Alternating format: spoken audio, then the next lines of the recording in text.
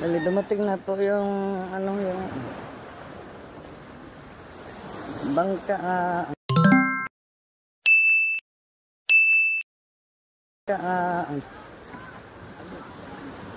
namimingwit ng isda po.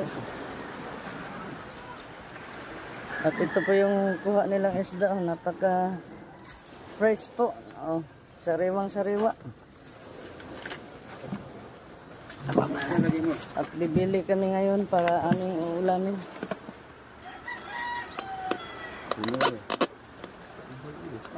Yan po ang pinangunguha nila ng isda. Oh, yan. Yung nylon na yan. Kitang kung tawagin na sa Tagalog. Yan, napakarami. Kuha nila isang pong.